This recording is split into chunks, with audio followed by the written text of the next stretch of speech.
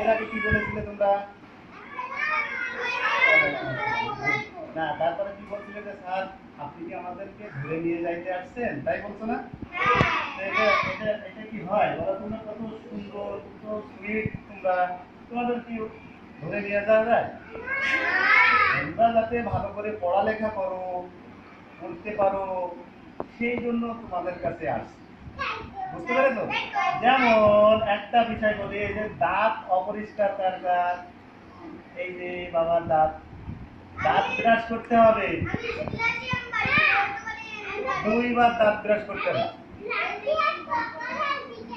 কখন কখন? রাত্রি, সকালে আর বিকালে। গুড। তাহলে ব্রাশ সবাই করো, দেখি সবাই দাঁত দেখি।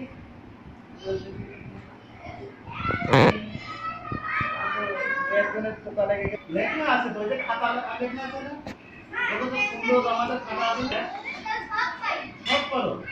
এই বাড়িতে তোমাদের কি পড়ার টেবিল আছে? কার আছে? ও, এর আছে, ঠিক আছে।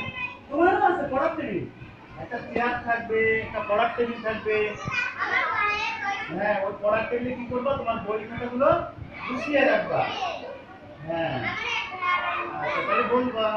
আর যাদের স্কুল ড্রেস নাই, এই যে তোমার স্কুল ড্রেস নেই, স্কুল ড্রেস পরে আসবা, ঠিক আছে?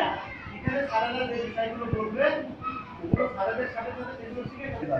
প্রতিদিন স্কুলে আসতে হবে কিন্তু, প্রতিদিন স্কুলে, তাইলে এই খেলাগুলো, এই যে কত সুন্দর খেলনা খেলতে পারবা।